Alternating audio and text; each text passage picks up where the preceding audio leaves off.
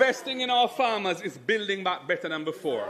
We would have established an agricultural development fund financed by a reallocation of a portion of existing import taxes on foreign food and investing those import taxes in our own production and our own farmers and uplifting them. That's what we would have done. We would use it to support land preparation, irrigation, storage, and marketing for local farmers.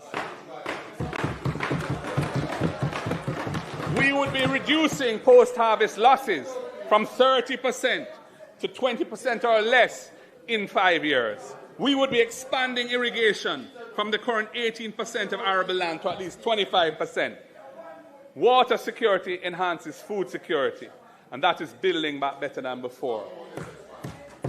Madam Speaker, you should be deepening on that side, should be deepening and strengthening the linkages between farmers and consumers. The school feeding program should prioritize locally grown, nutritious food, empower our farmers, and feed our children. Hotels and restaurants should be encouraged and supported to buy Jamaican. It's hardly happening. Special economic zones should be established for agriculture. Special economic zones should be established for agriculture, focusing on export crops where we have a competitive advantage. And there are several where we have a competitive advantage. But production levels are so low compared to even 20 years ago. Agriculture is really not going where it needs to go.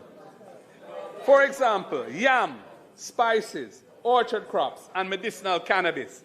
I hope you make a difference in that area, because your predecessors have been hopeless. I'm really looking forward to seeing you make some progress. Want the action.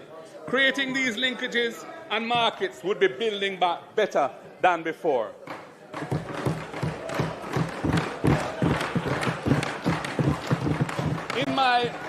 In my 2024 budget presentation, I spoke to the need for greater transparency and rationality in how food import permits are allocated.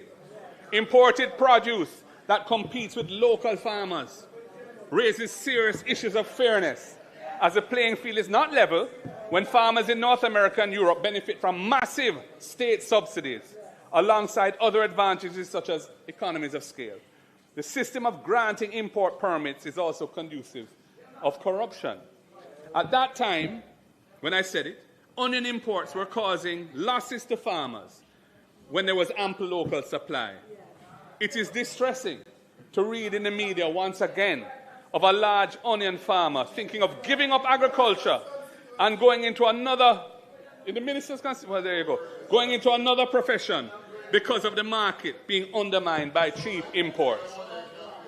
Madam Speaker, this is not just bad policy. It is infected with nepotism.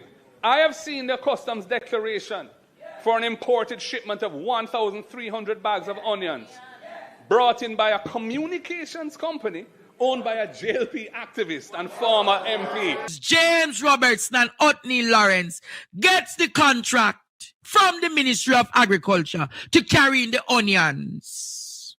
I've seen it. I can share it with you if you want to see it. The system of granting import permits needs to be overhauled and put on a transparent footing. And Madam Speaker, priority must be given to importers that represent and support the affected farmers, not politically connected margin gatherers.